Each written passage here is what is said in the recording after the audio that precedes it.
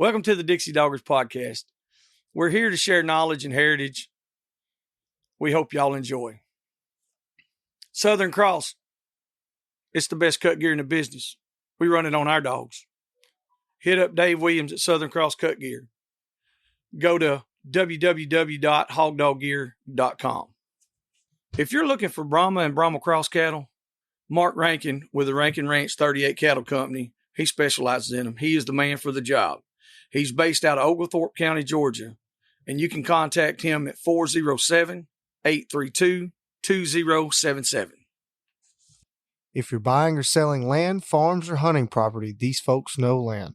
Phil Wilson with UC Hunting Properties, 678-791-3483. All right, everybody. Let's do that Dixie Doggers podcast again. Let's talk some shit with Uncle Pat tonight. Let's see what's happening down there. What you say about it, Unc? Woo, it's hot as a punk in a dick tree down here. I guarantee you it's hot, son. Boy, it's hot, man. I think it was 99 here today. Oh, yeah. I bet. Ooh, they got us working. We down on the Gulf Coast, down past Jake's, down that way, southeast Texas, by Crystal Beach. Yeah. We got a rig laying on its side, just cleaning it up, getting ready. We're finna punch some more holes, starting, I guess, on the 1st. Hell yeah. Nothing wrong with that. So what's been going on in Unc's world? Tell us something exciting. Well, I had all them puppies running loose, and Lord, yeah. I didn't think I'd ever get rid of them, and man, people wanted them for yard dogs, and mostly cow dogs, shit like that. Yard dogs with a little extra, I guess is what farm dogs. Yeah. Does people even do farm dogs anymore? You remember like Papa had an Oak dog, and I don't know, man. And a lot of these listeners just don't relate to this. It's in our 40s, 50s, 60s. Yeah. You wanted, okay, so, hey, let's go shoot some squirrels. We'll get Papa's dog, Yes. Oh, yeah. And Papa's dog look at you like you retarded when you pull that 22 or shotgun out. And I damn me with the tree and squirrels. He's ready to go then. What kind of dog did y'all have growing up like that?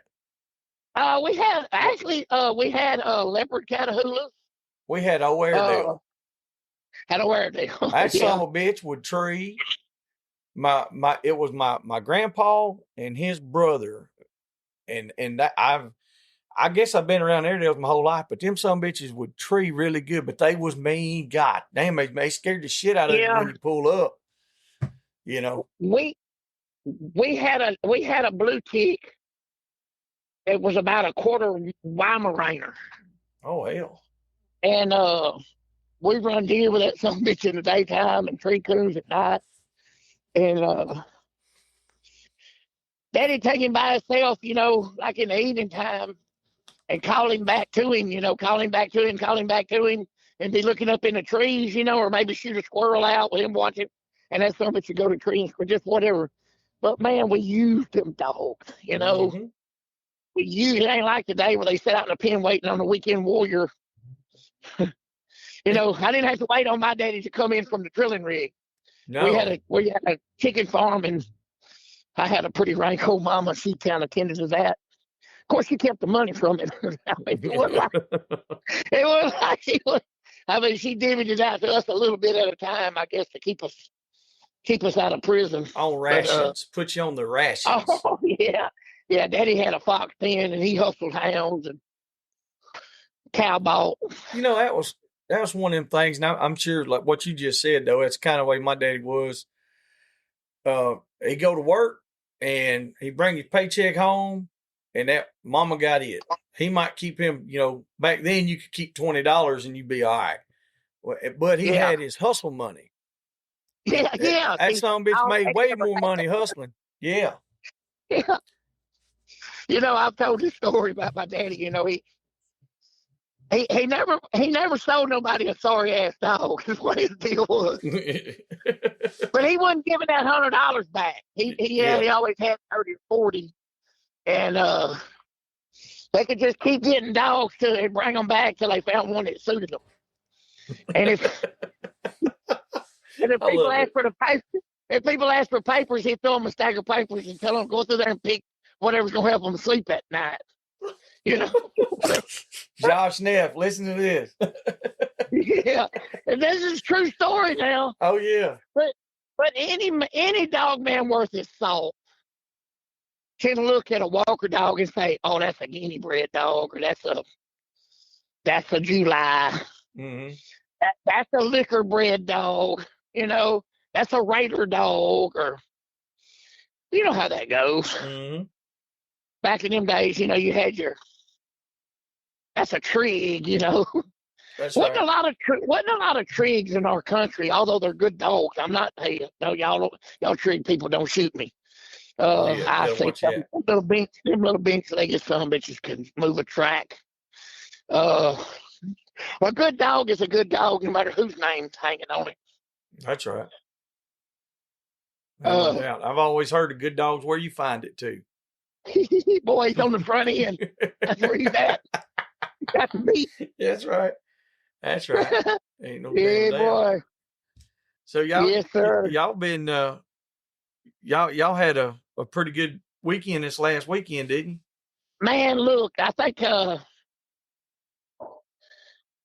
they had 89 teams.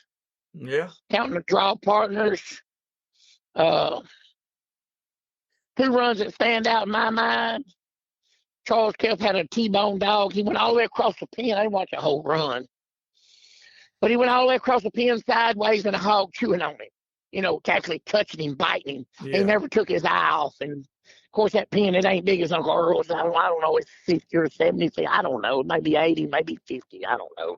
But all the way across the pen. And I want to say Braveheart, Miss Mr. Dickey, and I can't even think of her name now. Miss Bridget had a dog paired with a pinky dog, Amanda Kelp, and a little black bitch. And I brought Brad Stanley with me, you know, my hunting partner. Yeah. He never been to but one other baying, I think, or maybe two. You talking about little bit, that little guy? Yeah, a little bit, 400 pounds. Randy Durrell said he had turned sideways, go through an 8-foot gate. He's a big boy. He's a big fella. I was thinking about Uncle Earl's. He come up there and shook my hand. He said, "Hey, Mr. Joey." I was like, "Lord, I hope I don't owe him no money or he ain't mad at me once." Shit. You know, I got him started. Well, I didn't get him started working out. I motivated him to start going with me. Yeah. And he throws 500 on the bench instead of spot me. I said, "Boy, you better help me find a 3-ton come along." Yeah, he's a big fella, but like he's got in some damn shape now. Oh man, hey look. Woo. So I tell you what he's really good at. He had 41 12-ounce Miller Lights in one of those squashable Yeti big bag cooler things around his neck. Yeah. And he started at noon and he finished at midnight. Damn. And he got back there with a big bag of them chocolate donuts, and a half a gallon of milk. What long he was snoring on the way home. I bet. But, you know, somebody, like you bring somebody that ain't used to seeing the bands, they watching. They're going to give you their honest, yes, unbridled opinion, you know. That's exactly right. It's unbiased. And he said, that's right. He said, "Now, I don't know whose little black dog it is, the pinky dog Amanda kills." He said, "But I don't. That's so." I said, "Well, I would too." I remember when they started that dog over in Tyler. You probably saw it. Yeah, I know when you're talking about. They was baying her as a puppy with them damn jags. Yep. You remember the little dog? Yeah, boy. Sure She's do. coming. She made it to the final round, top 10, I think. Whatever. Her and maybe, I don't know. I hate to say anything about them bayings. You know how they get kind of. Oh, I know. You know what? But there's a fella that can say about anything he wants to about them bands. Yeah, hell, get him on the phone. See where that nigga's at. Let's see if we can call his ass. We'll see what he's up to. Let him tell it. Yeah, give me just a second. See if we can figure this out. Because, you know, I get crossed up sometimes. That's right. And we don't know shit anyway, so let's see if Jake answers.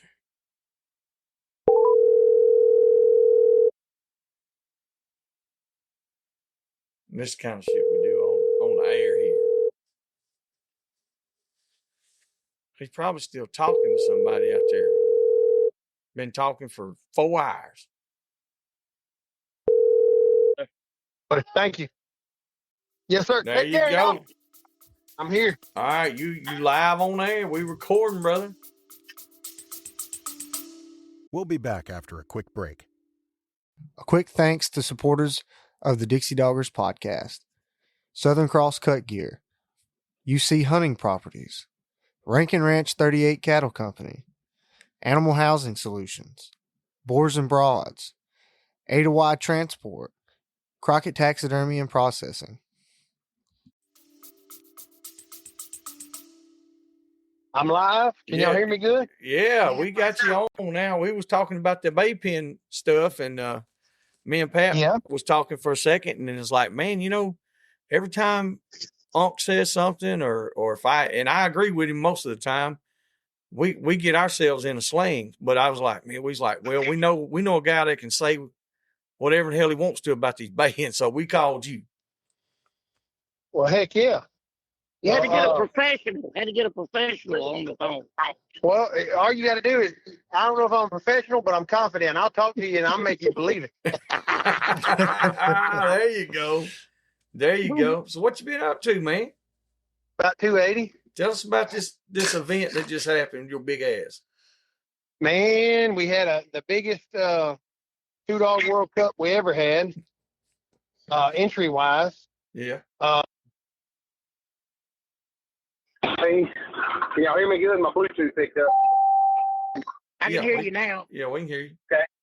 Well, we had the most paid runs. I think we had 90 overall with the draw pairs, and good bit of spectators. Every day we've had this year, any single one of them would have been the biggest thing we ever had. Earls included. Damn, that's good. And this one was no different. Well, give us the rundown on what. Well, we had about a third of the crowd. About a third of the crowd had Lord Almighty, everybody's flagging me down.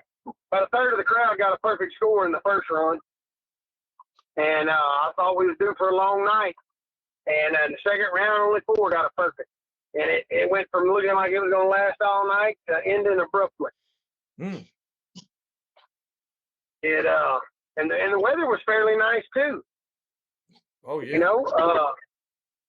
I know it's August, but for August it was unseasonably cool.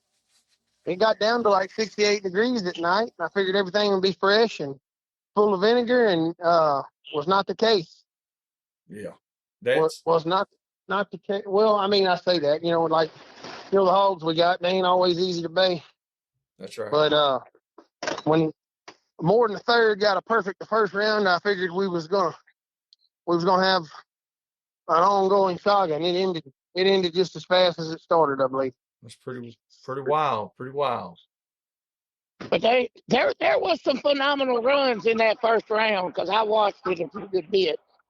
There was some damn good dogs there.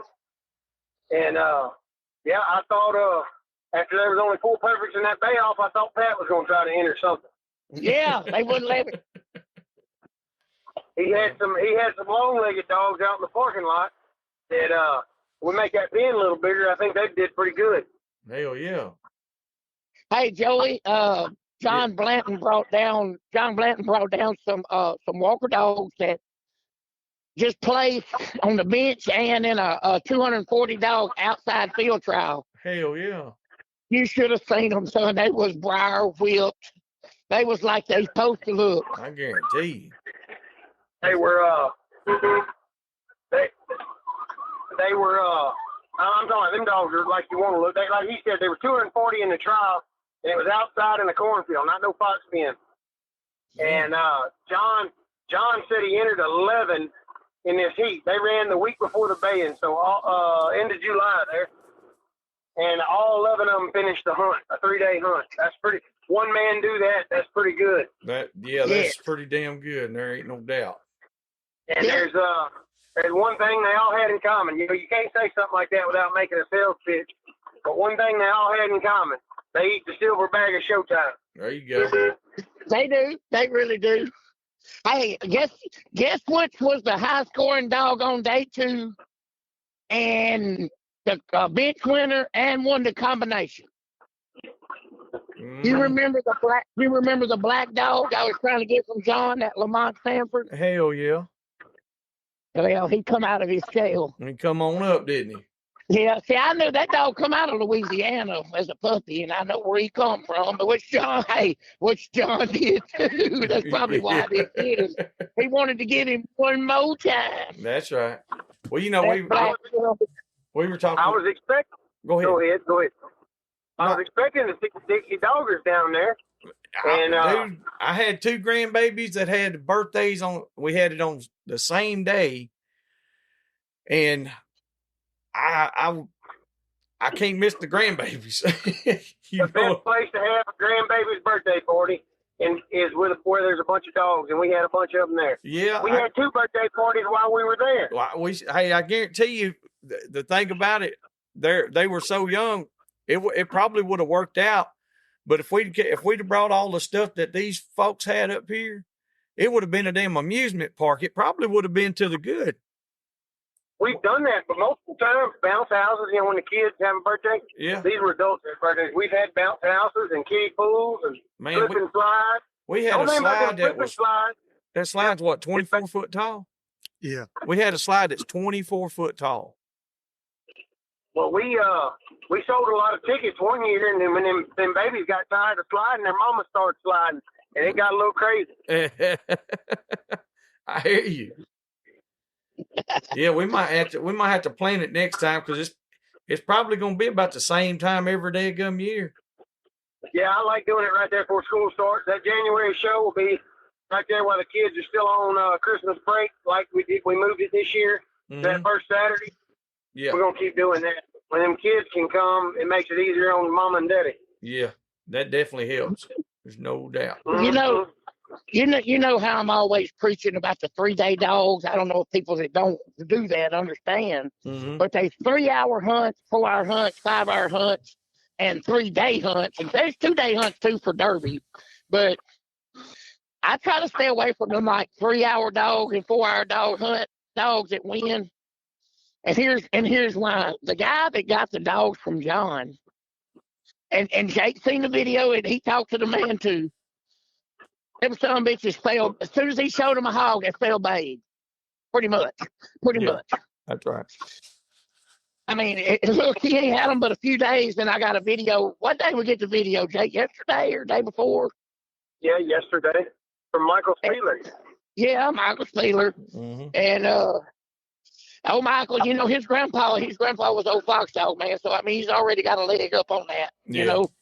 He just wants to get some of that good stuff. He knows I had that old white boy Rick dog. Well, that's all it is. And Pat, I had to confess, I lied to everybody. I was talking about who that dog was out of and this and that. I lied. Yeah, it really is out of KP and him. I found his papers and stuff. I told you he was out. When I seen a picture of him, I know who he was out of. Somebody kept asking me. I was like, "No, he's out of this and that." And I had some papers in here, and that's the ones I was reading. I was like, I got thinking. I said, "Shit, that ain't his papers." Oh, that's the one you got from John Glenn? Yeah. Yeah, he's off on KP. That makes sense then. Well, yeah. When you said KP, I was like, well, you got some dogs out of KP from John. Yeah. Yeah. Yeah, hell yeah. They do pretty. Yeah, he does pretty good. He ain't the best, but he's probably the best I got. Well, he wasn't raised doing it. He was a crossover. Oh yeah, he had never seen a hog. We carried him out, and that son bitch went to work on a hog. Whatever I put him on is what he'll run. Yeah, there's so many people that hog hunt now that it's going to be hard to be the best. But you could be the best in a 60-mile radius and still have a $10,000 dog. Oh yeah. Oh yeah. Well, I know he's $10,000 because they ain't gonna get him for that. Yeah. Hey, look. There's a few of them that's had some nuts and offered me a good bit, but I got to keep him and breed him to a good cur dog. Yeah, my old dog is he's getting about 10 now, John, and I've been far north as Oklahoma, the foothills of California, Tennessee, North Carolina, and everywhere south of there. And everybody that's ever hunted with him sure does like him. Yes, sir.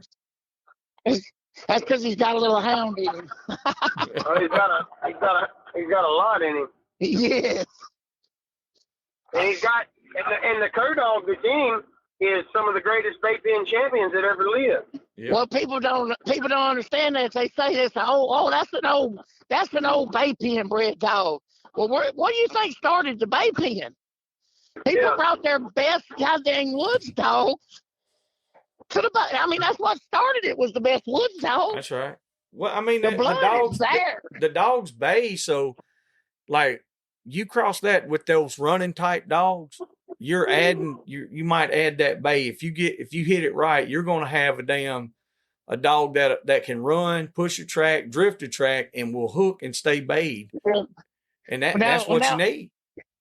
Well, now let me say this. Let me just put this in here, and this is how my perspective. I don't know. Y'all can say what y'all think about this. There's a lot of people done scatterbred these bay pen dogs. Mm-hmm. They got bulldog and Airedale and this and that and that. They ain't the old hog dogs no more.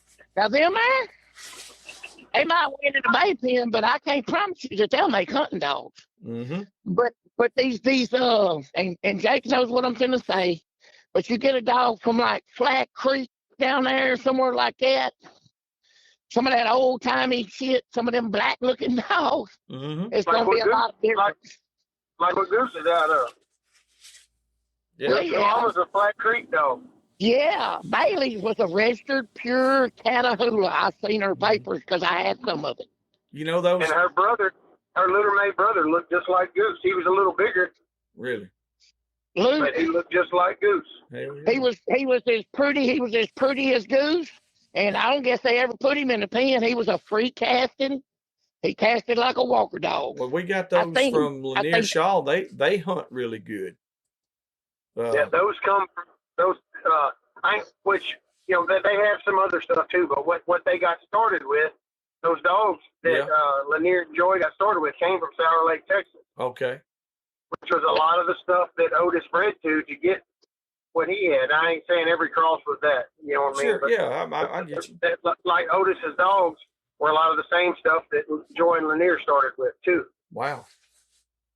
You see now that's what I would call foundation dogs. Mm-hmm.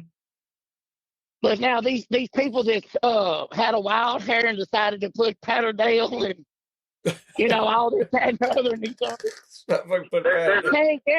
I can't guarantee you to take that scatterbred from us over there and breed the KP or Cowboy or any of them. Not the yellow dog Randy's got Cowboy. I'm talking about John Blanton's Cowboy. Yeah. Don't say too much, Pat. People want to go try to go get all them dogs. I got to get me a couple more first. Well, hey, if you get a dog from John Blanton, it came under strict approval. So if you got one, that means I approve. Yeah.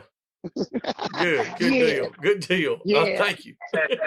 I appreciate it. I'm gonna write that shit. I got the approval. This son bitch would be a hog dog now. Now at the same time, I ain't saying call me first. I'm just saying eventually he's gonna ask, hey, what do you think about this? Hey, yeah, rock on, baby. That's it. Oh yeah. Hey, and I'm gonna throw a little something out there too. There's another dog. KP had a brother, JP, and he's a proven stud dog. Mm-hmm. And he's gonna be at William's brother, my kennel partner's brother, JB, over at Kobe Cartinas. They're gonna study him out to the public. So if anybody wants to breed to that, I don't know if they'd breed a cur dog, but I'm sure they would for money. Money. What in the world would I want a stud dog for when I can get him at 2 or 3 years old, ready to go? Well, you breed to him. See, you don't have to own a good stud dog. You just need good bitches. I don't even want that. Well, no. You just want one that's rolling. I want you to show up with me with his ears, buddy. And I said, yeah, I'll take it. Yeah, I like messing with them. Well, Jake, you can't. Go ahead, Pat. Once I get through messing with them, hell, I'll give them away. Shit, I don't give a shit about them. Once they get going good, I'm done.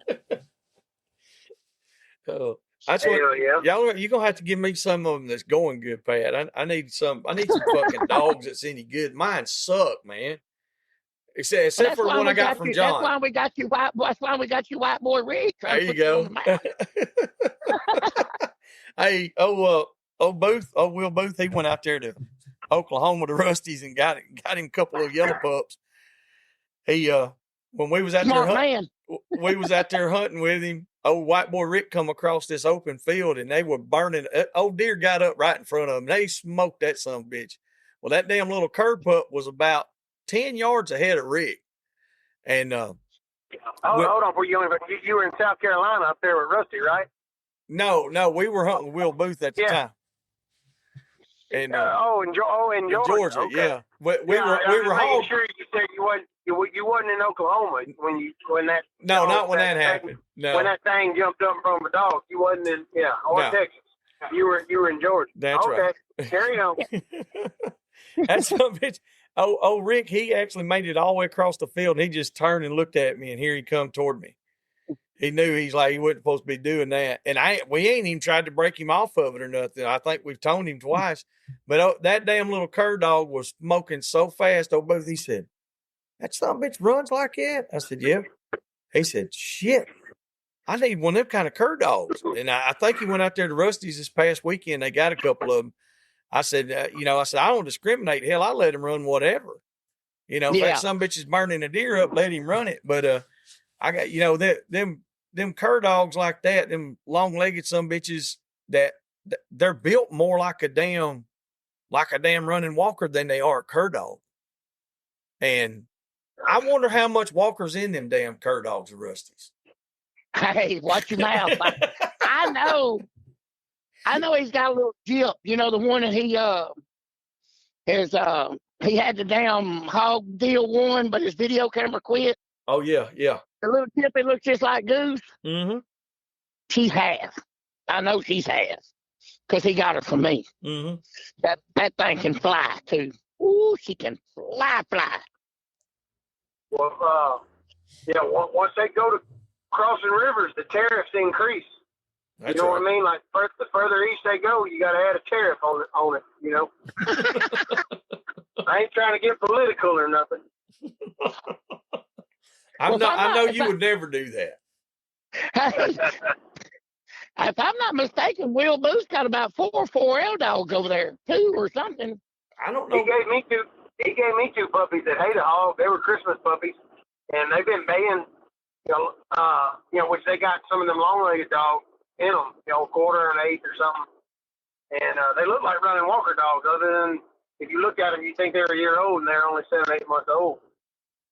Well, whatever he's got out there and whatever they're doing right, because I've seen some of the best dog work I've ever seen out there. There ain't no doubt. That Rakestraw's got that one little old jip. What's her name? Grilled cheese. Grilled cheese. I keep wanting to call her Cheese Toast. I don't know why. But anyway, her name's Grilled Cheese. And I'm telling you, that bitch right there, when you drop her out at Walmart in aisle 7, there's going to be a 250-pound boar hog with 3-inch teeth. She will make a hog. I don't give a damn. Every single drop makes it look easy. Yeah, she made it look real easy. I mean, easy. Does Rakestraw listen to this podcast? He better. If he don't, I'm going to cut his hair off. Hey, one day we went hunting, and guy I was riding with fed us he cooked about 12 steaks for 4 people, and they all ate a half a steak, and I think I ate everything that was left. And it was all I could do to get out of the truck when the dog struck. My belly was so, I'm talking about, I couldn't get out of my seatbelt.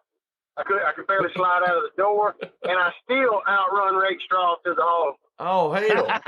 Damn it. Oh, damn straw man. They had some pups for their running catch dogs. Yeah. They told me, said, now, this ain't the finished product. We're trying to teach them that, they might let one go, so be careful. Well, me and Rakestraw get out there like a ball of fire, and sure enough, the puppy let go, but he kept running it, and it caught it about 7 miles up a hill. Oh, damn. And, man, I beat him to the caught hog. Damn it. Boy, I'm going to have to talk to him about this shit. Well, I'm gonna tell you about following Jake. Yeah, I had to step 3 times to his 1. Now, in his defense, I was not 280 pounds like I am now. Yeah. But I still got that motor, man. I still got that motor. Do you? Is it? It ain't like a Hemi. It's more like a Cummins. I keep telling myself, with the granny gear. Yeah, that's what mine is. I got that old 390 with a 4-speed in her. I'm just as confident as I was then, but I mean, in all honesty, I probably ain't near as efficient. Yeah. I got a 454 with a granny low, and I'm low on gas. Low on gas. I'm low on gas, boy. Hey, look, it's a rough life up here on the wagon. Yeah, it sounds like it. God dang, man, I've been sober for how long now? 7 years this time? 6 years? I don't know. Way too goddamn long. I can tell you that. It's been a while since I've known. You ain't getting no younger. Huh? You said this time. I said, well, you ain't getting no younger. I mean, look. Hey, you know how you was talking about the kissing booth at Uncle Earl's? Yeah. I was asleep last night at 7:30 probably, with the chickens. And I just realized I went from international playboy to raising kids again. I got a text from the center school telling me when the goddamn bell was going to ring. I mean, it's getting texts from damn good-looking women, you know what I'm saying? Yeah. And you busy raising kids now. Yeah, I used to talk to people's sister. Now I'm getting a text from the goddamn school. Yeah, no shit. Yeah. My sister been crying ever since. I bet. Lord have mercy. Yeah, it's a tough Don't have to deal. put her in therapy or nothing, huh? Oh, it's where it's going. It's where it's headed. Like Doc Holliday said, she joined a convent over the affair. Yeah.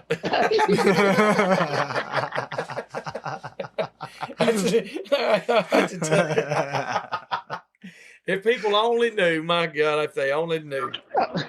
Hey, they think we bullshitting. Yeah, that's the thing. They think it's all full of shit. Yeah. Oh God. Well, we're gonna wrap up the hog baying season October 2nd through the 5th. We're gonna have a big old crowd, and everybody likes to have a good time and make memories that we talk about on the podcast. That'd be the place to do it. October 2nd through the 5th, baby. If you can talk Josh Scott into cooking again, I'm coming. He is. He's cooking from now on, full time. Hey, he cooked Dixie Doggers, he cooked the whole time. Like, well, boy, that was good. But I could probably eat another rib. I looked over, hell, he was just putting more charcoal in the pit. Hell. Hell. So Who was it? Josh Scott? Yes. Hell yeah. Yeah, and I don't know how he did it. I best I can tell you, the full-blooded white boy, it don't make sense. Yeah. Oh, he's been across the track. That somebody just been across the tracks on the north side, son. I can tell you. Shit. The rib was good. Yo, Josh, I like Josh. He kept bringing them to me. Well, you can't beat that. Yeah. And the concession stands was good. Them chicken quesadillas, they was good. And she had some half lemonade, I don't know what you call it, half and half lemonade tea. I bet I drank 2 gallons of that. It was good. We had dead rooster quesadillas and Burma cow ribs. It was a hell of a deal. Shit, yeah, you can't beat that now. Nate and Joey and all our Dixie Dogger buddies will be there in October. Yes, sir. Don't take our word for it. Yeah, we definitely need to. Hell, I ain't been since. Hell, I think the did we go in January this year? Mm-mm. I don't think. With the Earl. Yeah, I was going to say Earl's the last time I seen y'all. We've been busy, but at the same time, life is too short to stay that busy, and we need to just take a day or two and come visit. Yeah, buddy. If nothing else. I seen the Hog Festival. Somebody staying active on that page, advertising their deal. That deal turning into a bigger deal every year. Yeah. When is that? That's in the fall, I believe. Which one? The Wild Abbyville? Yeah, Abbyville. No, it's in the spring, ain't it? We need to try to line that up. We we didn't go to this last one. We went to the one before that, though. I want to say that's right. It's right after Earl's. That's right. I was still tied up with Earl's business. That's right. It was right Earl's in April. You're right. Yeah, that's right. Because I wanted to try to line it up with some deer dogging. Maybe go on to South Carolina or something. When is it? It's the Grand American that's in January, ain't it? The coon hunt? Yeah. Oh, hell, I don't know. That's in South Carolina? Yeah, it's in South Carolina. I want to say it's in January or February. As far as spectators and people go, I heard that was the only one that could compare to Earl's, but it's coon dog, man. You don't really get to watch it. Yeah, it's a whole different deal there. I've never been, but they say that some bitch it's big, But hell, Earl's is like that. I mean, you go to damn Earl's, you're there all week. I mean, 7 days. It's definitely something to see. A lot less noise talking because everybody gets to see what you got. Yeah. If you promise something spectacular, you better deliver. Yeah, ain't no doubt because they looking. Hey, so y'all know I got this woman moved in with me full time, right? Yeah. Just cock blocking the hell out of me, man. You heard? So she wants to hunt. So I got a mess around there. Got a little 7mm 08 youth or the ladies model. Put an aftermarket stock. Got it fit. I went and paid $200 for a little Sig Sauer Buckman. Man, for the rings and everything, about a little under $200. 3 to 12. Boy, that thing clear as a bell.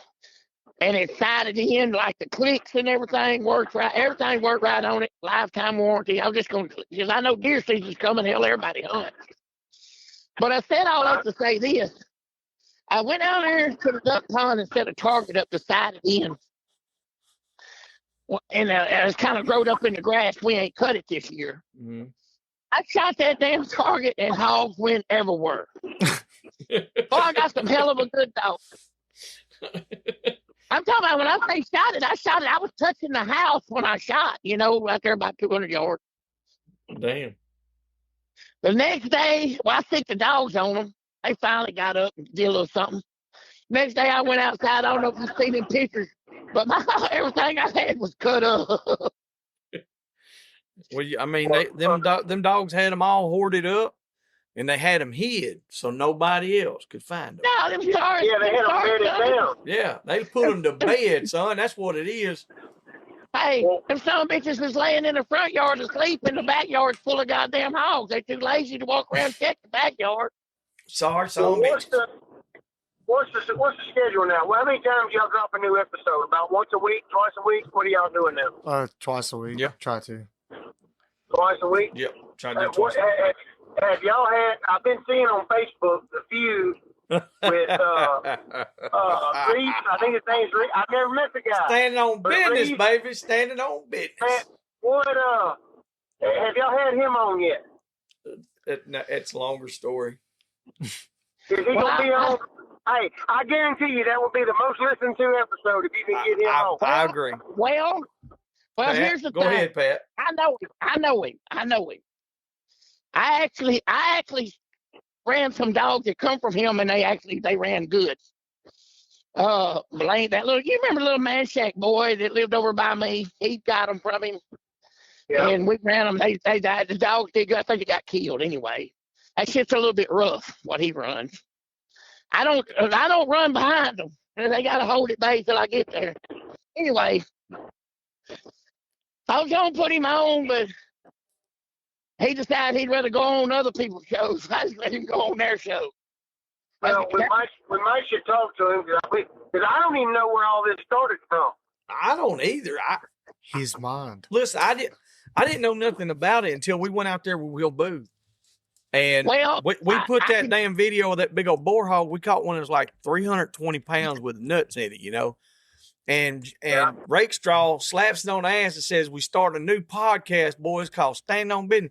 I didn't know nothing about all that shit. Well, man, next thing I know, it started out like I was drug into it, and I was like, "Oh, I don't even know." So I messaged him and told him, I said, "Look, brother," I said, "I went hunting with him." I said, "I don't know anything y'all got going on." I went back and started reading some of it. And I said, "God damn."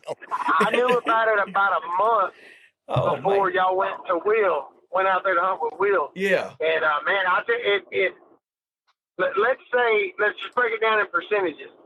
The hog hunters that are on my page, I bet 95% of it is that turmoil right there. And I don't even know I don't even know what the hook is now. Everybody's just like, I can tell y'all what it is. All right. Me and Will Booth think a lot alike. If we go out here hog hunting, we're going to catch a bigot.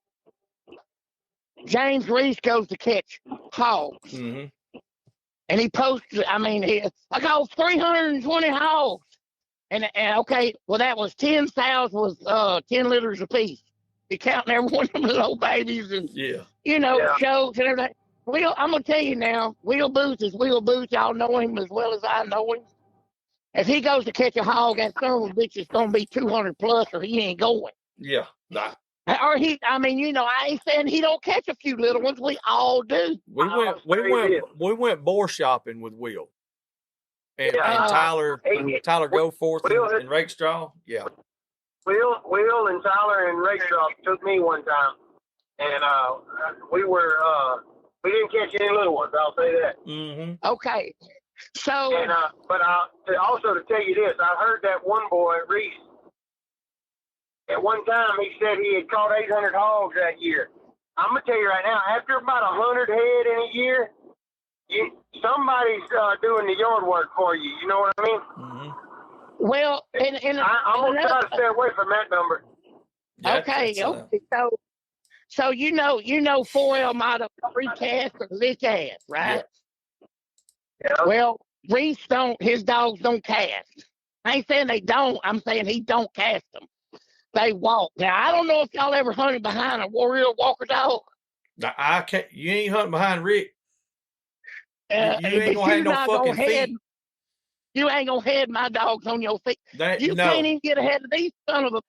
The other day, I'm gonna say this, and Jake's got a pretty good sized 4-wheeler, a Honda 1000 or 12, whatever, that big summage. He drove just about all he could drive due to the road conditions as fast as he could. And we only beat the hog across one road. And it's 100 degrees. Pushing, baby, pushing. Hey, am I lying, Jay? We only seen the hog one time, right? And he crossed 3 roads. We seen the dog twice, the hog. Yep. And we ended up, hey, look, we went all the way across the lease to the main highway, back all the way back across the lease, and then all the way back across 3/4 of the way.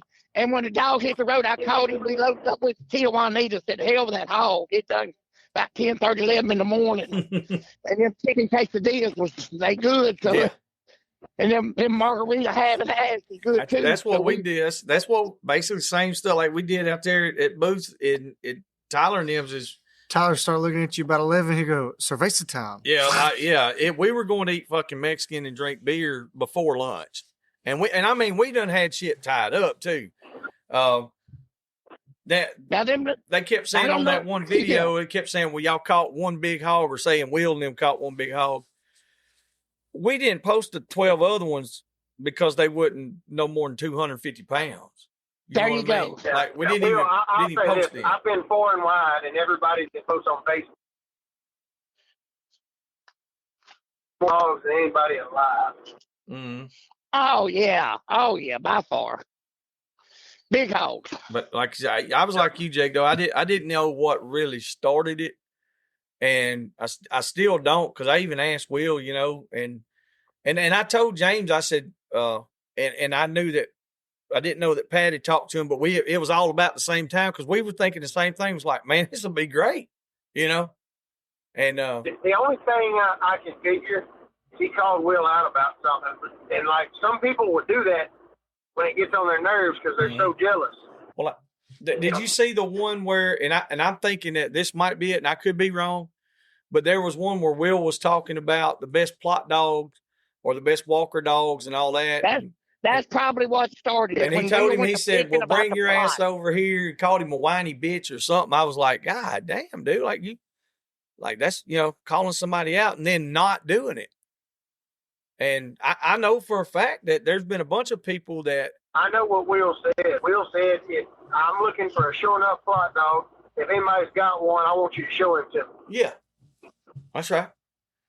But I'm gonna tell you something. If they would have showed it to him, Will would have bought it. Without a doubt. He wasn't just being facetious. No. He's looking for a bad son of a bitch. Yes. Hey, Max just won second and third in the 2-Dog World Cup at hogband.com. Yeah. Ask Will how many hogs he was at in the woods. Yeah. That's crazy. Did Max come from Will originally? No, I know Carol had him. No, oh yeah. Well, Russ had him before that, but I don't remember where Russ got him from. Troy Carroll, wasn't it? No, Troy got him from Russ. Didn't Tyler say he had Max? Go forth.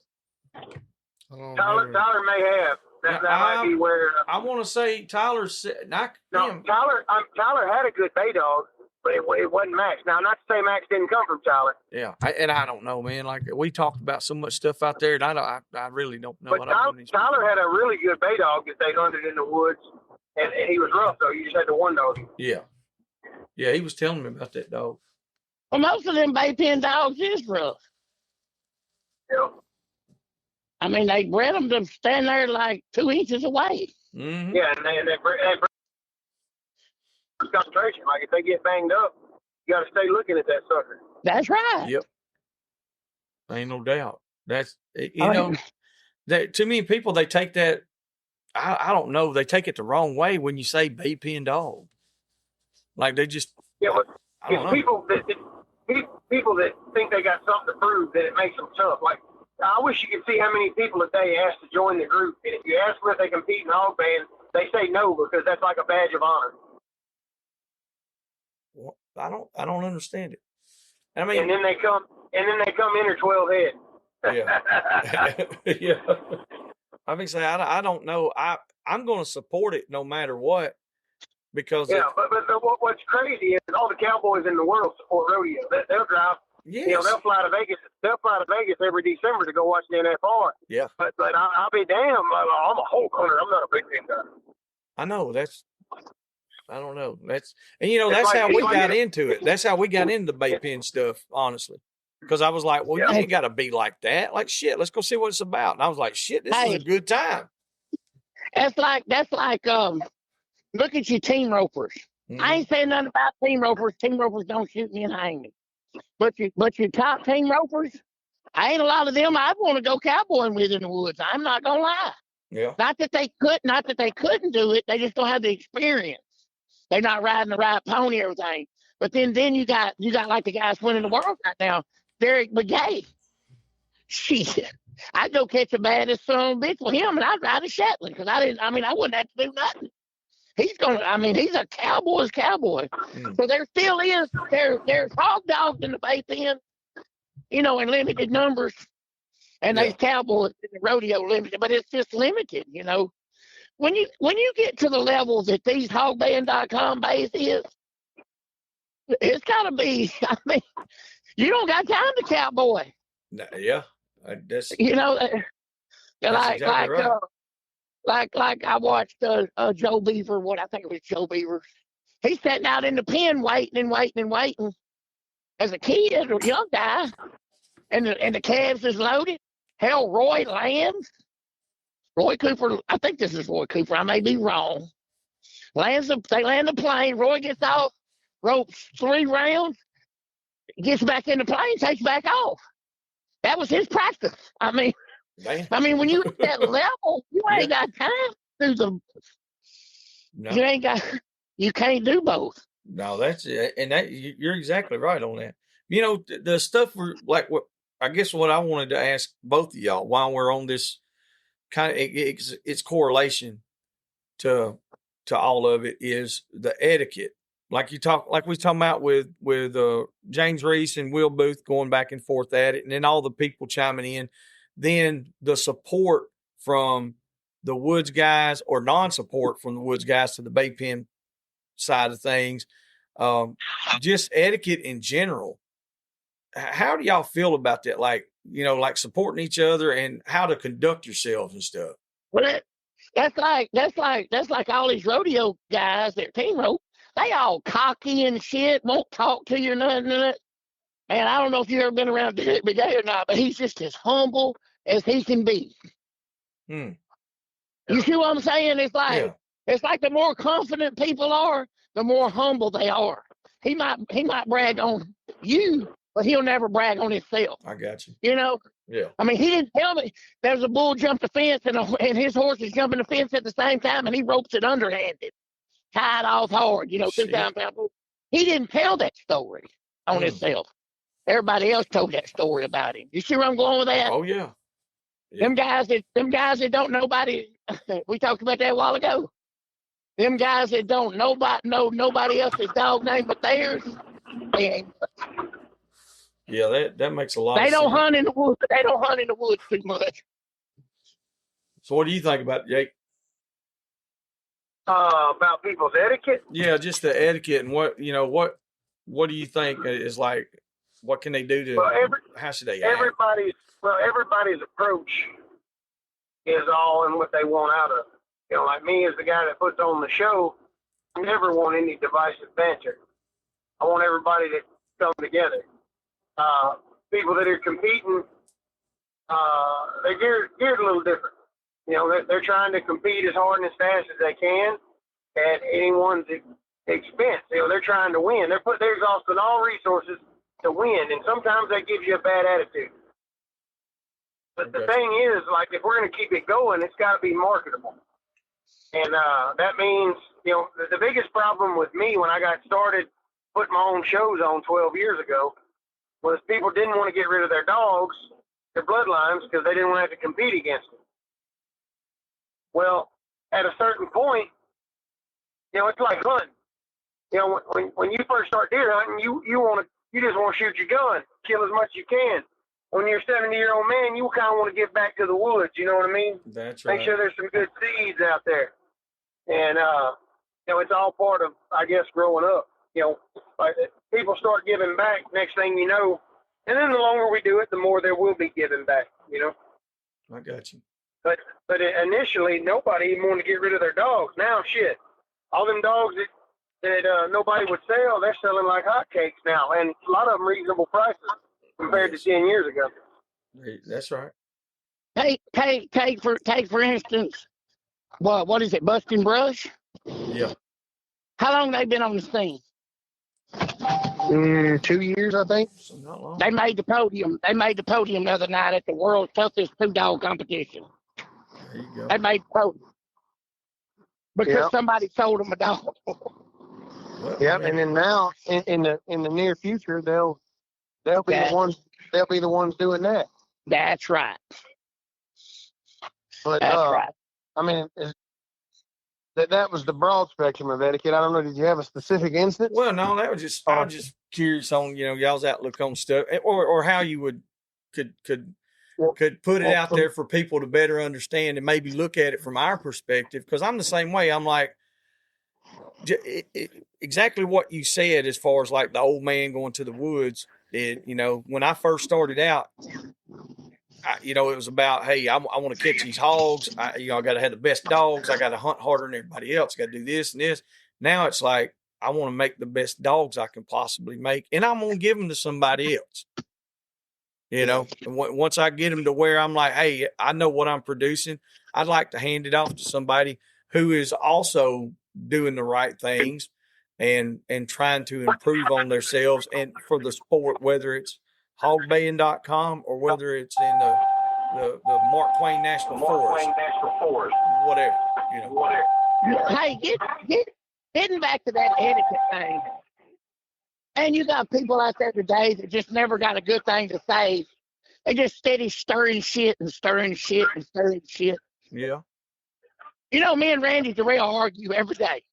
That's right. I mean, I can't.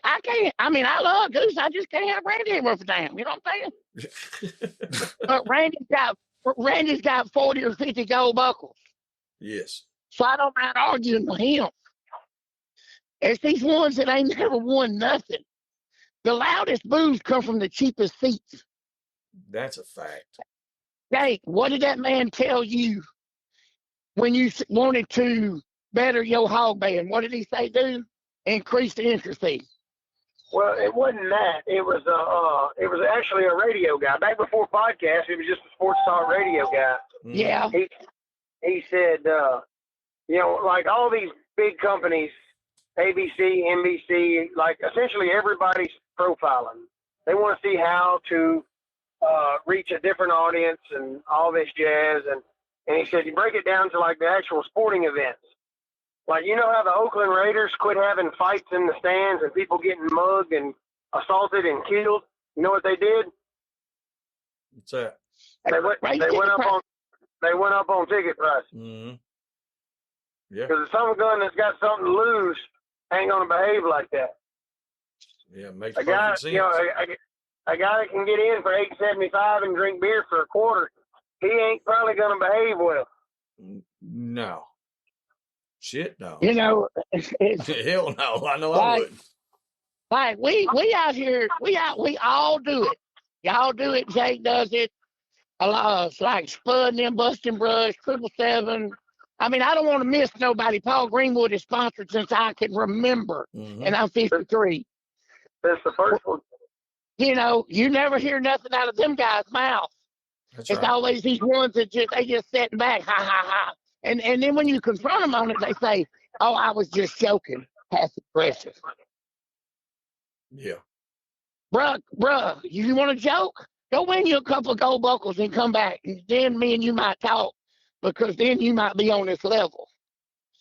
You see, that's why the old men didn't help in the dog world. Yes. In the bulldog world. They wouldn't talk to you. They wouldn't help you. It's like what Jake said. They wouldn't let you have a dog till you prove your worth. Yes. Yep.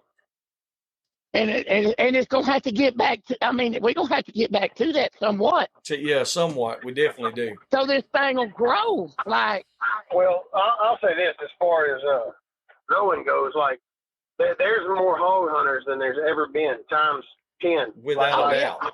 Without a doubt. There's more people hog hunting. Like, it's growing, and it is, like, it's not commercialized, so there's no way you can put statistics on it. I remember for 20 years they said the UFC is the fastest growing sport in the United States, if not the world. Well, it's already one of the biggest, so it ain't much room to grow. But I'd be willing to bet if it was commercialized and there was a way to put statistics on it, hog hunting is the fastest growing sport in the world. I have to agree. We're selling it. We're selling it to the masses now. Yes. Promoting it to the masses, and the sport of hog bang, like just use hogband.com for instance. Any single one of our shows, our January show, our May show, our Unkle Earl, if there was no such thing as the other one, that one would have been the biggest one ever held. Sure. Like, we are going in the right direction. Yeah, I think so. I mean, like you said, there's a lot of stuff that can, and it's so hard to say, oh, well, we need to do this or we got to do this. We all know what we need to do and we know what we got to do. Yeah. It's just getting people to cooperate. Yeah, and you can't build something off of a theory. You can't build anything off a theory or a microcosm or nothing. You got to have the total package and look big picture. It's never been bigger. Yes. Never. No, you're right about that, and I like that outlook on it, Jake. I do, because it's like you're looking at definitely the glass half full, instead of picking it apart. And like, look at people that have made it big doing podcasts. Yes. For the most part, people that are doing podcasts that are like uber famous, or they bring in some politics and sporting events and stuff like that. But like, there are some people that have made it big with podcasts that are just hunting podcasts. But like, think of it this: you're a podcast in a demographic that is growing faster than anything in the world. Yes, sir. You might be sitting at a tool right here. This is them grandkids you talk about. Mm-hmm. You may feed them with this one day. Yes, sir. No, and I agree, because I used to have the wrong mindset. Yeah, and if you want to jumpstart that, get Reese on this podcast, and you're going to have the biggest episode ever. Hey, listen, I told Will Booth the same thing. I was like, look, because Booth asked me, he was like, hey, y'all, you need to get him on there. He said, and I got some questions I want you to ask him. I said, look, why don't y'all just get on here together and just talk? You know, all I got to do is just hit the button. I can sit back. It's hard for me to shut the fuck up, but I figured it would be better in the series. Get Reese on, yeah, and have a couple episodes. Get Booth on. Let Reese rebuttal. And you have like episode 1 and 2 with Reese, episode 1 and 2 with Booth. Yeah. Yeah, but that's chaos. That's chaos and conflict. I don't know that it would be. You get to talking to them, you might realize they're the same person, and one of them just got jealous of the other one. Well, that's totally the problem. That's where I was going with this whole thing, is the jealousy thing. Yeah. These guys out here, they want to come at you and say, well, do your dogs actually, how many hogs you caught with that dog? Mm-hmm. I'm not. That's the dumbest thing ever.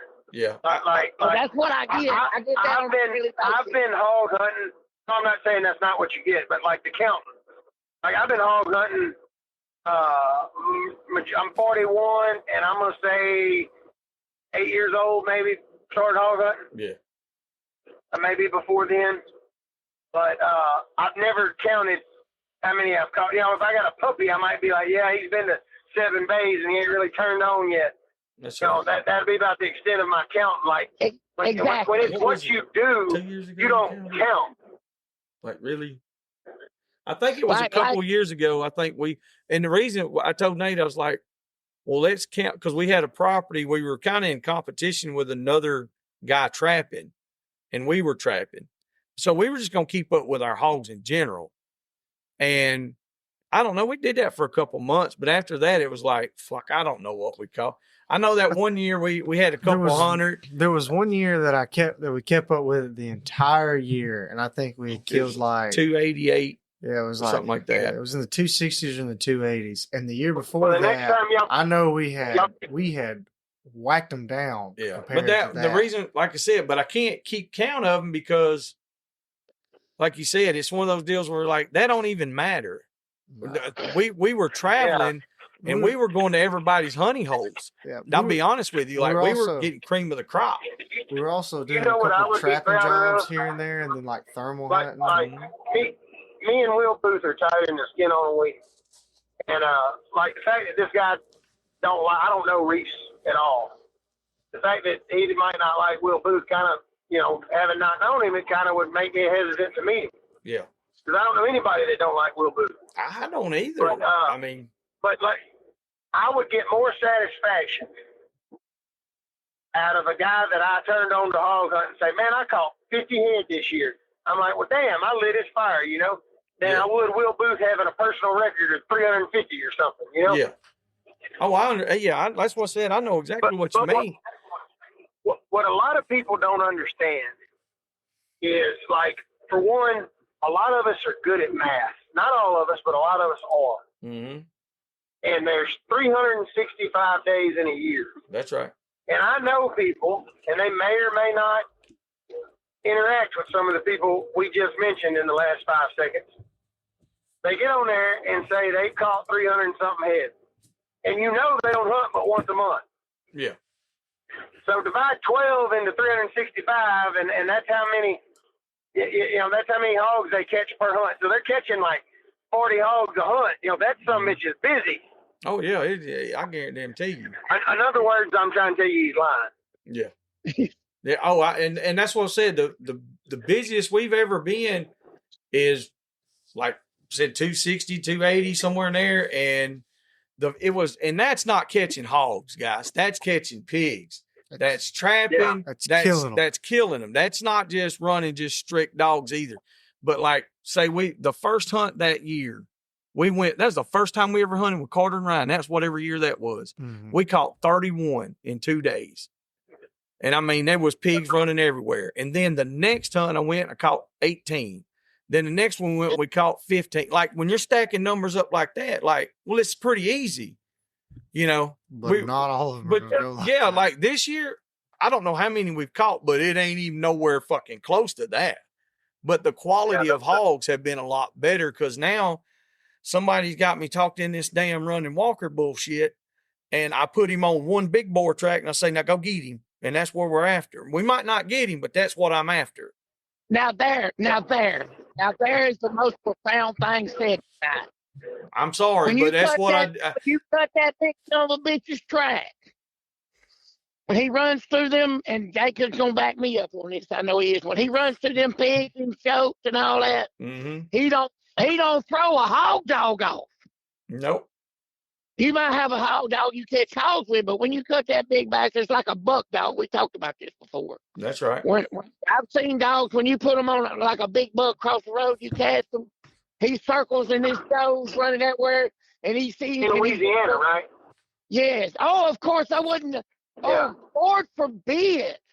My dogs don't even look at it. When I cross the Sabine River, my dogs don't even look at a deer. No, mine didn't either. They would not. In Texas, they won't do it. That's no longer a part of their life. It's no longer a part of their life. I just don't do it. Hey, unless it's a sermon they heard before. Look out, fellas. Yeah, get upside that head. But you see what I'm saying? Yes, sir. People say, if I got a hog dog, okay. That's why you catching them biggins. Because you got a dog is holding that track, man. It's you know, a whole different world. Everybody ain't got a dog that can run a bar hog. Well, I wish I had Reese on here now.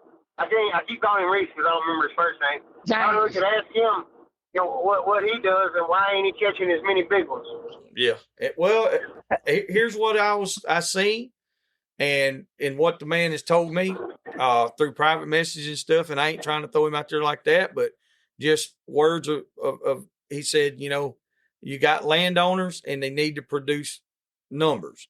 And hey, I do get that. I've been in that situation before. I don't.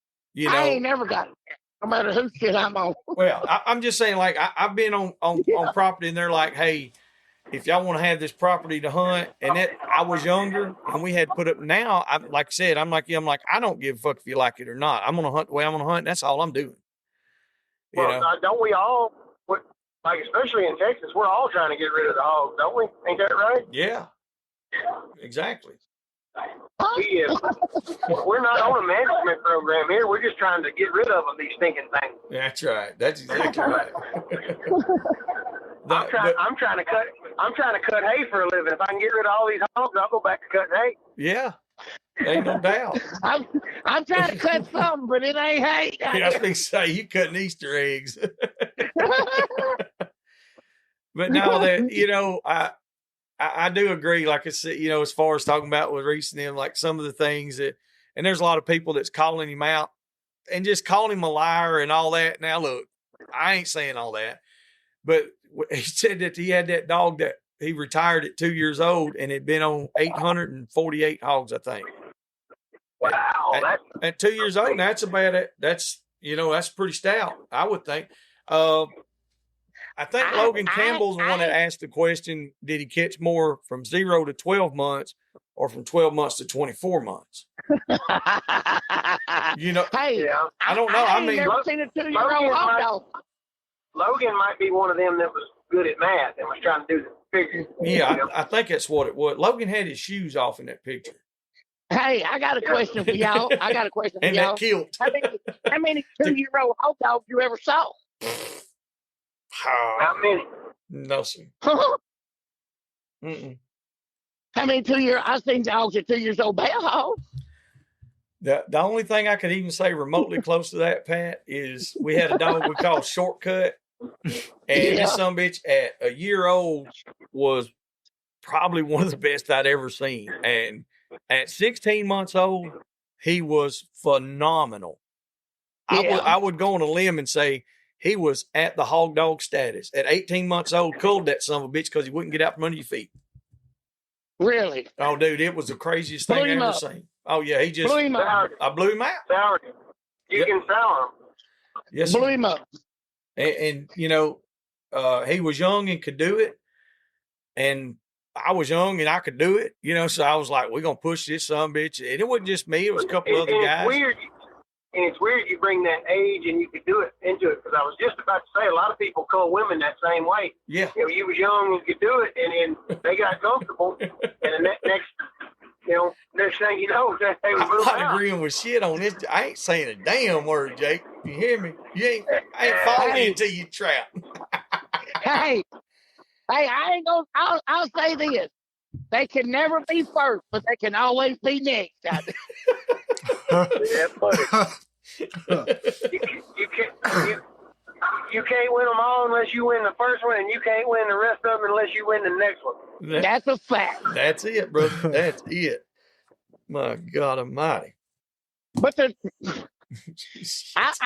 would say the Woods Dogs as a whole 10 years ago, they better now. Think so? They better now. The people's putting, hey, look, you got. I'm gonna tell you what he better not do. He better not call Sam Boutwell out. Yeah. You don't call that little son of a bitch out. We was talking about him. Was it yesterday? Me and Nate was talking about Sam yesterday. Yeah, we sure were. that's just. Hey, you better not call him out and hunting on his feet. No, we was talking about damn coon hunting. There's two things. There's two things driving it, making the dogs better now. What's that? One is the obvious one, that everything's off. You're taking the best of every world and crossing it together. Yeah. Yes. You're getting a more hybrid dog, the best of every world. And two, all these old hogs, like especially in East Texas, they would take some old loose mouth, no teeth in their head, yellow dogs, and bay up 80 head like a herd of cows and mark them and turn them loose. You know, they never had a catch dog. They'd ride up there with a pigging string. That's how the term came invented. And they would catch these pigs on horseback with a pigging string and set it back down with his mama after they worked it. All them hogs, dude, all these hog hunters are gone now. Mm-hmm. The only thing left is athletes breeding athletes making superstars. Yes, sir. That's right. So people catching hogs now, like we went up to Winfield 2 Saturdays ago.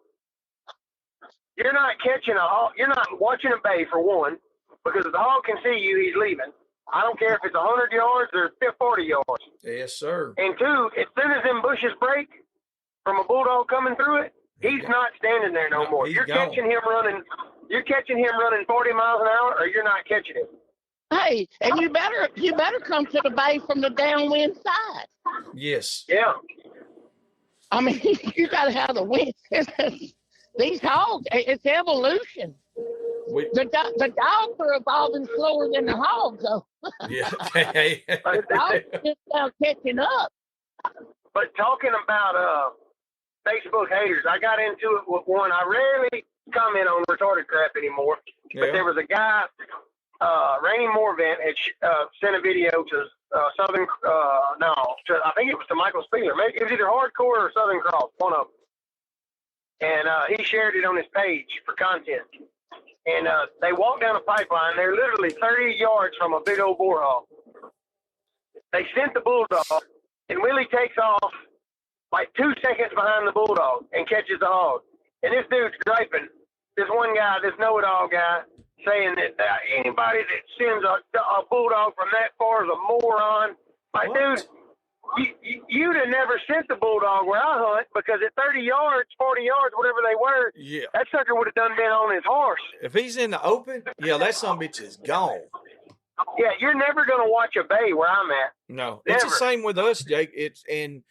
Now there's folks that we all know, between us, and we've went and hunted with them just like y'all have, and they've got some places where you can go in there and walk in and look and say, hey, we'll come at him from this angle and all. We don't get to do that, just like you guys don't. And a lot of them don't understand how much harder that is. And you hear guys that say, well, look, we just go in there and catch them right where they're at. Well, if he don't want to be caught, that son of a bitch is gone. And if you ain't got a dog that can hang in there with him, well, you're just going to get outrun. Yeah. Let me tell you a Candy Hill story. Philip Dickerson took me and Jake and all of us. We went in one of them Candy Hill spots. That's all I'm gonna say. Mm-hmm. Right? Don't get hunted a lot for various reasons, but that's all I'm gonna say about that. And people's talking about, well, I wouldn't do this, I wouldn't do that. I was sending Jake for the catch dogs. There was some bitch was standing there old school, and he was catching them with his hand. I ain't talking about no goddamn show neither. Really? I got some videos of us standing right there with a light. It's hidden. We hunting in the dark. Jake slips around behind the tree and gets him by the tail. Man, it's been a long time since I've done that. We had to go at dark because church started. It was an hour different time zone, and church didn't start at the same time as it did in Texas, so we had to go before church at dark. God damn! Oh hey, my Lord! We get over. We don't know where we at, right? Yeah. We dragging this. We got about a 200-pound boar hog, and I don't know why we dragging this something. Oh, Dickerson needed him for the bait pen or some shit. I don't know. And we dragging it. We got two old crazy ass yard dogs that go back to Jake's old school shit that was already in Georgia when we got there. Won't let us catch them. We see lights coming. We squat down. They go by. A little bit. They come back. We squatting down. Well, we didn't know what to.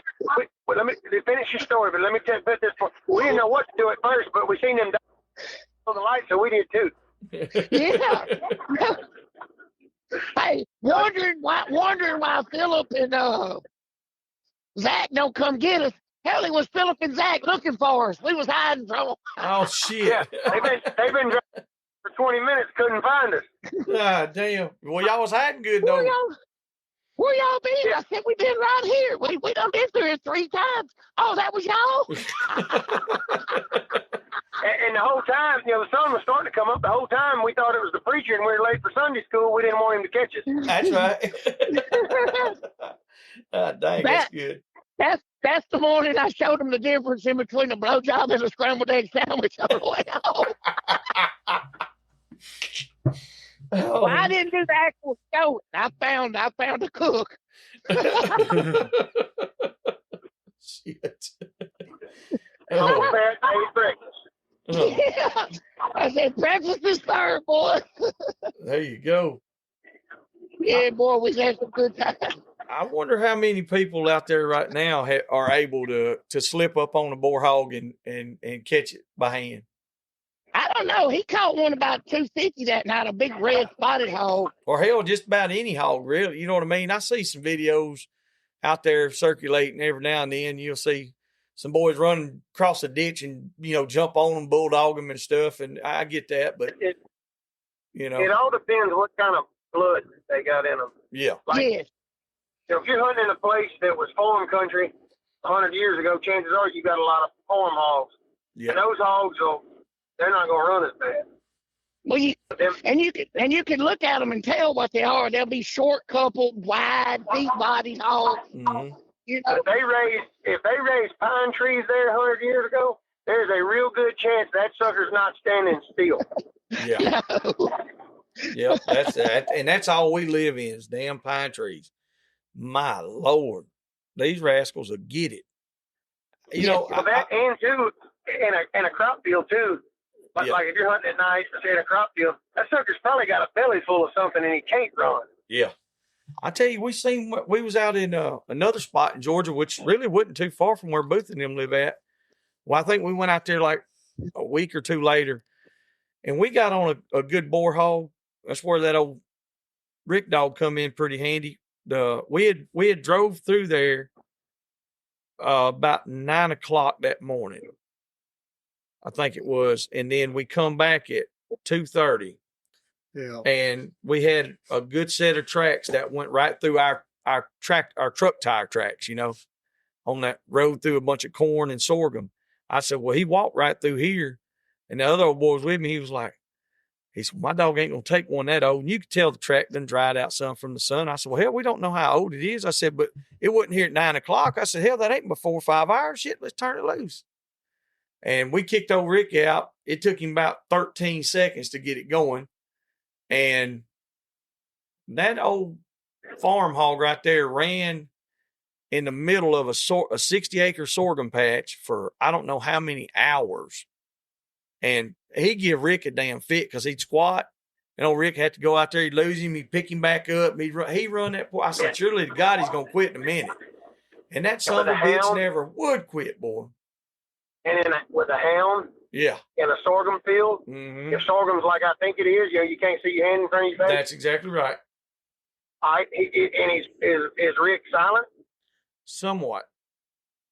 But Well, he's going to be, if he's running, he's going to be bumping. But let's say he stops and Rick is silent. Rick's not going to bark unless he can see him. Yep. And it's in a sorghum field. So how close do you think he's got to be to that hog to see him? That's right. Right under his ass. That sucker might have squatted 47 times. And Rick was like, well, Daddy, I think he's in there, but I don't really want to get my head cut off to go bark at him. Yeah. Man, he stayed in there and ran him. I stood on top of the truck in the toolboxes and I could watch the hog. You could see the sorghum moving, and he'd go down about 100 yards and he'd kick over to the right. Rick would run that track and that hog would make a loop. I was laughing my ass off. I said, well, I think we ran him for about 3.5, 4 hours. It started cooling off. It got dark. I said, he's fixing to come out that far in and hit the cut over. And another guy was with us. I said, hey, run up to the camp house and grab them 2 running catch dogs, and I'm just going to hit him right in the face. And sure enough, that guy went around the other end of the field, and we'd been holding that hog in there pretty good. And when he went the wrong way, basically, and that old hog made a break and run straight out. So we just cut Rick off. I said, hell, we'll put him in bed and catch him another day. And which I kind of wish we could have had those running catch dogs, because in my mind, I'm thinking like where we were at, he was trying to come out the end of the field, and it came to a point when Rick was running towards us. I was just, if I could see the sorghum moving, I was going to put them dogs on the ground, let him run straight into him. Theoretically, probably never would have happened. I don't know. I've seen some crazy shit happen. That was the theory. I've seen if it's at night, I've seen people sit on the road with their lights on facing the hog, and the hog run right into the buggy because it's blinding. I've seen that happen a couple times. I wonder who done that shit. I caught one about 150 pounds in the road with Ed Barnes one night doing that. I thought a deer was finna hit me in the face, but it was a hog. They were a hog. Well, I know y'all got some at least 1 or 2 more good damn hunting stories to tell these listeners out there. I got a success. Well, I ain't gonna say a success story, but a dream that is aspiring. Okay. Our buddy Spud of Animal Housing Solutions. Yes, sir. Has broadened his horizons and has opened up a shop in Texas. Oh, there was a lot of people out west. He would lose some sales because the delivery was so expensive. So now instead of making 5-6 units a week in Florida, he's going to try to put out 5-6 in Texas too. So everybody across the South ought to be able to get an Animal Housing Solutions kennels. And they're the best kennels made, hands down. No doubt. I mean, they are the best kennels made. They are and functional. Don't believe us. Don't take our word for it. Try it out. Yeah, get them. Get them. Every law enforcement agency and every major kennel of deer dogs, hog dogs, coon dogs, bird dogs from Colorado to North Carolina can tell you. Mm-hmm. Oh yeah, there ain't no doubt. And make sure you tell them that hogband.com and Dixie Doggers and Unkle 4L Kennels, we sent you. And Spud will take care of it. Did he say law enforcement? No, Pat. Don't tell him I sent him. Spud will probably charge him more. Oh my goodness, Lord mercy! That's a good thing. I seen where that happened. He lost me at law enforcement. Oh, I got you. Yeah, damn, they got to keep their dogs safe too. That's right. They got to keep them safe. So, well, fellas, we got about an hour and 40 on this. And y'all got anything else y'all want to drop in on this one? I don't have anything exciting, no. Okay. Well, what about you? I'm a good counterpuncher, though. If you got something, I can probably add a lie to it. Well, I tell you what, let's do a few more minutes on here. Let's get us a good round one out. I got something I want to talk about. Right. And it's a serious topic deal. Okay, say as long as you're passionate about it, I'll listen. That's exactly I am. As long as it's serious, because we can't have no. You got to be serious, Pat. Podcast. Remember that. You got to be serious. I want to be a serious one. It's got to be. Man said, got to be serious. Got to be serious. All right, so And this I was serious. I was talking about a black girl. you definitely was, and thank you for wording it that way. at least you almost did, I know. But here's what we got. I got say all of us, we all breed dogs, and we've all got dogs, and we give each other dogs. Well, if you have a guy that's new to the group or whatever, or he's wanting to get in with this, just say it's the bay dogs. Say he's going to buy some bay dogs, and he winds up buying 4 puppies, and then you wind up giving the guy a couple of older dogs, just to help him out. And one of the puppies isn't turning on as good as the other ones. Now, the other ones are phenomenal, but one's just lagging behind. It's still interested, but they're only like 4 or 5 months old.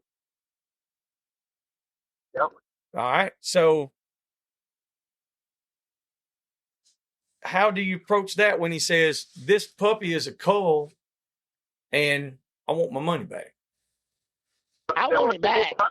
If they're only 5 months old, there's more than one way to approach it. If they're that young and 3 of them are exactly what he wants and 1 ain't, if you want to be selfish, take the puppy back, because that's going to be the best one.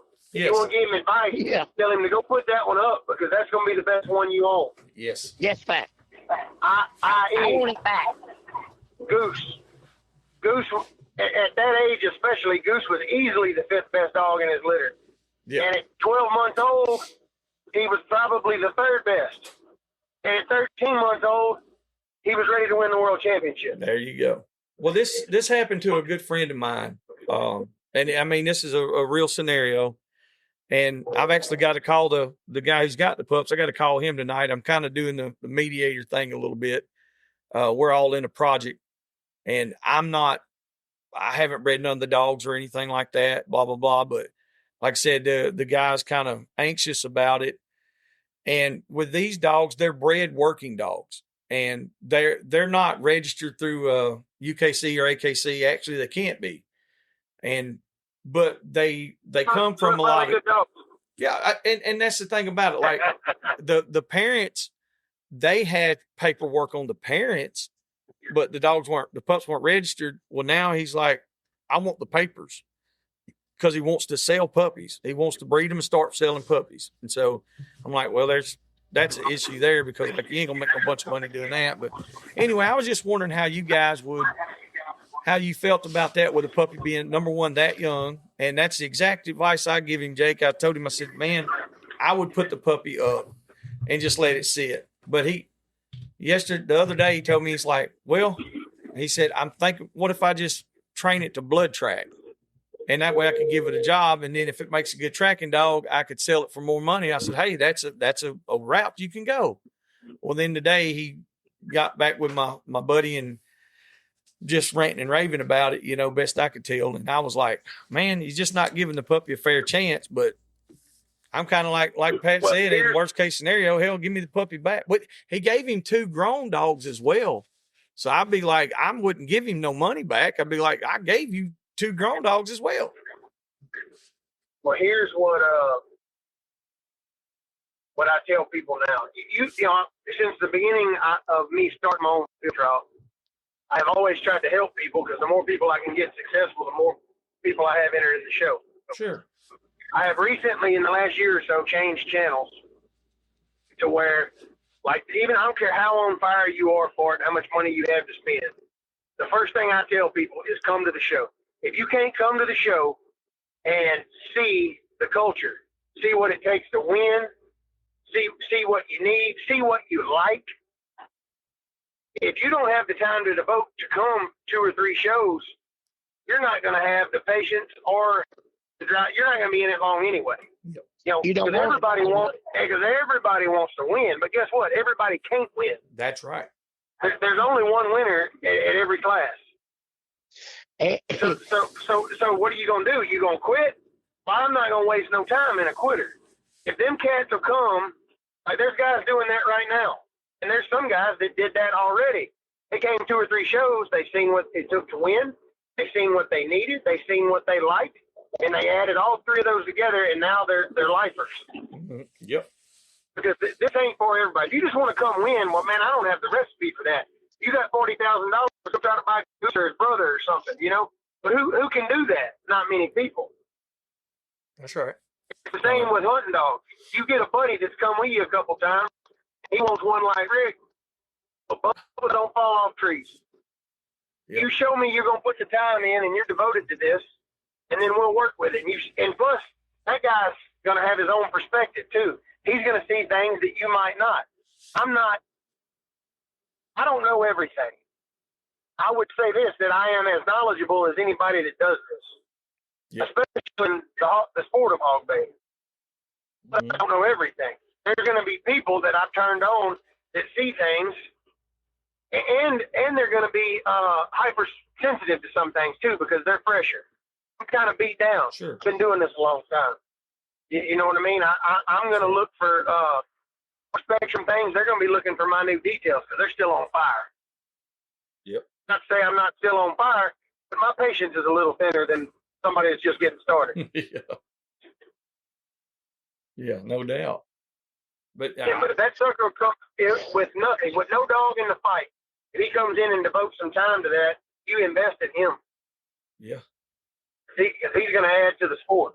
And I think that was a mistake on the guy who, on the breeder's part, coming to that scenario. It's like he sold him 4 puppies and gave him 2 grown dogs. I'm like, you gave him everything he needs to do the same thing you're doing, and he didn't have to put in any time. He didn't have to pay any dues. He didn't have to do anything. That's what I told you. The old people wouldn't, man, they wouldn't even talk to you, man, back in the day. Yep. And it was for multiple reasons. It was multiple reasons, too. A guy that had an established line of dogs didn't want you to take it down the road and say, I got this piece of crap from old Mr. Walker. That's right. And one other way to look at it, I let a guy have a puppy, and I know this is a good little dog man. He bought a puppy from me, whatever, 8 months old. He said he wouldn't start, whatever. That's the deal I got. I'll take it back. I took it back. Offered his money. Had to give him $100. He wouldn't take his money back. I said, okay, whatever. I get home. I make one phone call, give it to a guy that night. I said, take and try this thing. 2 days later, he called me and said, you got any more of these? Yep. And both of them good dog men, but in different perspectives. Yeah. And no, every dog don't fit everybody. Exactly. Like Jake was saying, a lot of people, they're like, they don't want you to take it down the road and say, well, this dog ain't worth a damn. But then again, it's like they didn't want you to take it down the road and breed the hell out of it and sell it as your own. Well, that's another side of it. How many dogs did I say I done turned out this year? How many people you see on Facebook saying, hey, I got this from Pat? Mm-hmm. 0. That's right. Well, no, sound about well. I think so. Yes, I am. There's a couple of them. Yeah. I guess. But for the most part, people ain't gonna give you credit for nothing. Yeah. Because they want to make the podium. Yeah. You can keep that respect. If you see me, what I say, this comes from John Blanner, this comes from Jake Loiacano, this comes from Dixie Dogs. I don't think Pat was picking up on what I said. I didn't hear it. What was it? I said you can keep that respect. Oh, hey, look. They can keep that goddamn respect. I just won't, you know what I'm saying? That old man said she wouldn't respect me. I said, I don't want no goddamn respect. Oh, Lord of mercy. It ain't respect I'm looking for, partner. It's something a little different, huh? It smells a little different. I'm trying to get caught. Yeah, I'm trying to straight catch. It'd be hard to explain on the radio. Yeah. I can't get into it right now. Smell-o-vision. Yeah, if people's interested in the full story, just DM. Yeah, well, get on the Patreon account, and we'll have the full story on there sometime. Yeah, it starts out with 2 fellas trying to get into a Harlem Nights themed hip and hoe ball. Oh my God, man! Listen, I appreciate y'all's input on that for real. When those guys listen to this, maybe they can see that there's a couple of real dog men out there in the world that see the same perspective as we're trying to tell him and trying to help him without arguing and fighting and all that with him, just trying to say, hey, look, give it a little time, or, hey, and if you don't want to, I get it. Just sell it and move on, but you ain't got to bash the guy because the puppy didn't fit you. Hey, and like Will Booth said, he's still looking for that plot. Yeah. Well, I know a plot can't outrun a walker dog because John Blanton don't run them. Ain't that the truth? He goes to win the gold. Mm-hmm. He don't give a damn. Like Lamont Sanford, he ain't particular. Lamont Sanford's jet black. The dogs he had up there the other day, Saddleback. Yeah. One red July looking needle-headed zombie. If a goddamn, I'm gonna tell him, I'm straight up with him. Plot has its place. Don't get me wrong. Yeah. But if a plot could outrun a running walker, these guys, these speed drive competitions, be casting them son of bitches. Yeah, the fox hunts are open hunt. Nobody's running a blue tick.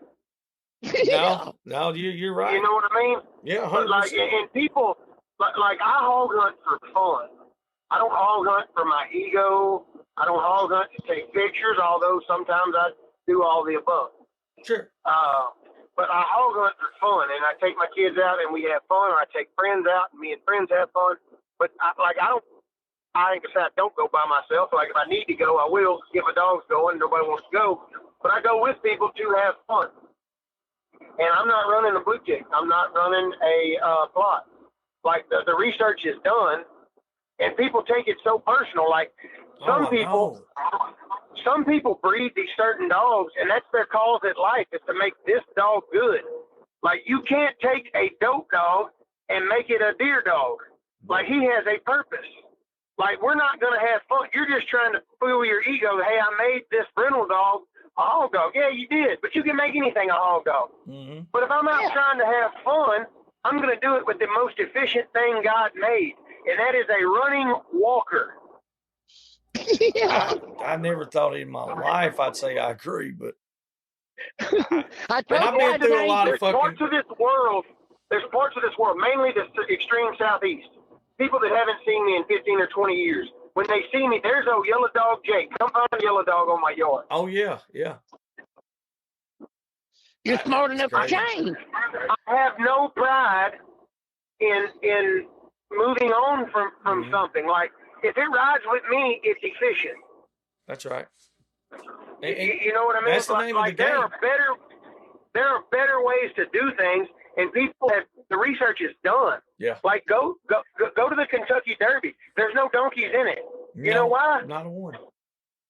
Because there's 250 years of research to find out what runs the best, and that's what they breed.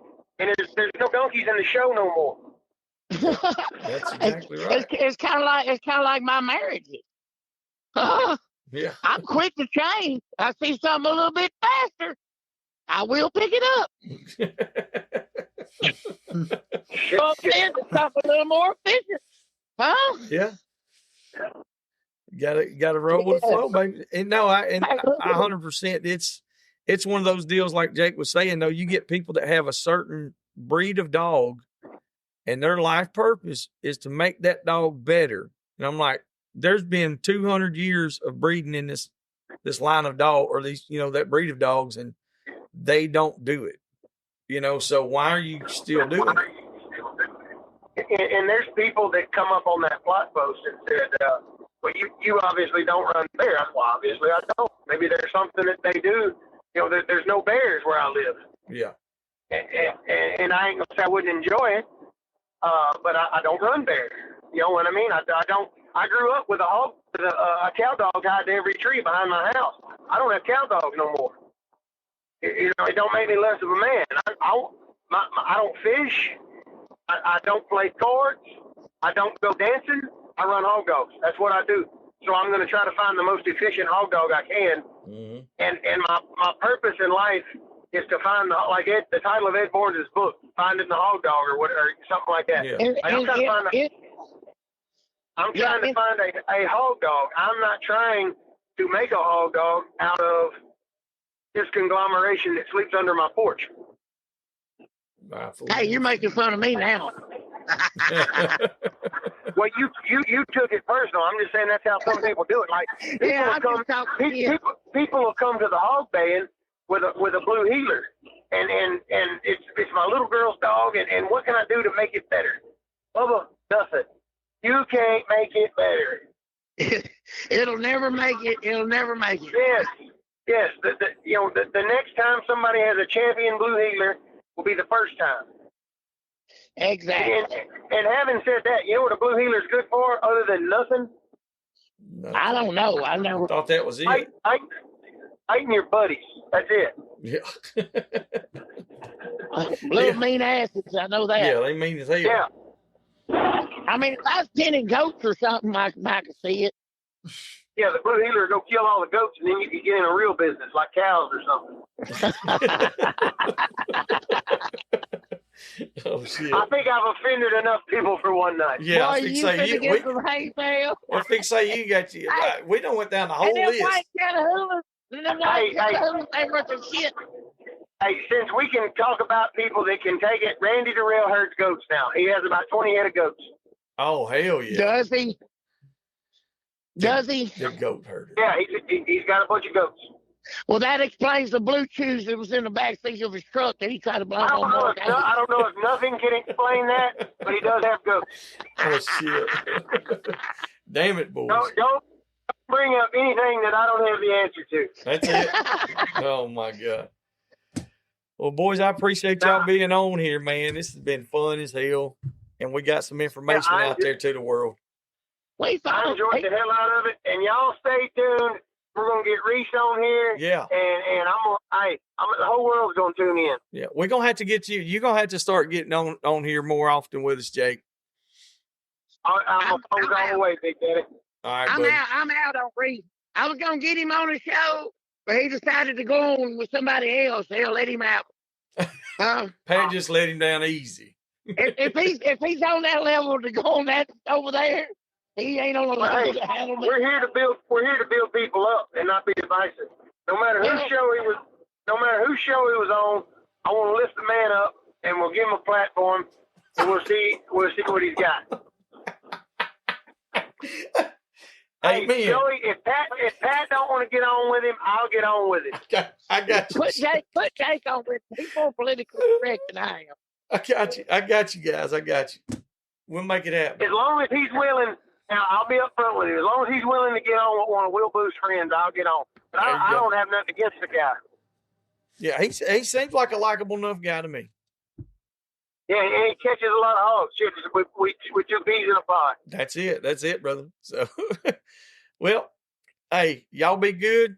And when something cool happens, y'all make sure to holler at us. That's what Jake always tells me. Call me when something cool happens. Sir. Hey, October 2nd through the 5th, if I ain't on the show between now and then, I want to see you then, Joey. Amen, brother. We're going to be there. I ain't got no more grandbaby birthdays. Not for I ain't worried about that. Bring the grandbaby. I was going to say, next time we just have to bring them.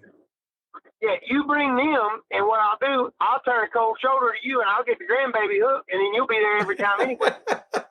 That sounds like a businessman to me.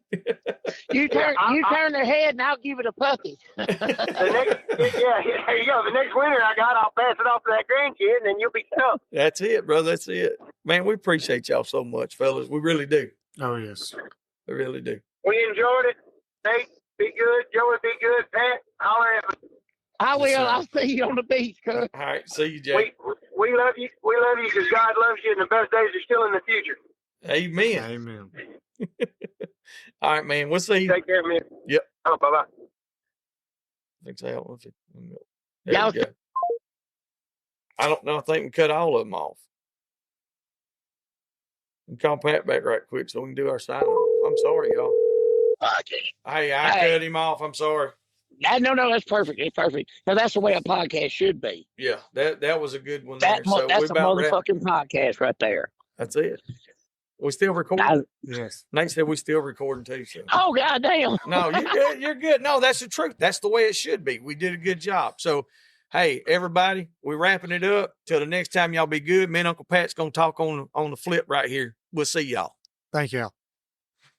Hope you enjoyed that episode. If there's anything or anyone you'd like to hear on the podcast, or if you'd like to come hunt with us, don't hesitate to contact us at dixiedoggers01@gmail.com.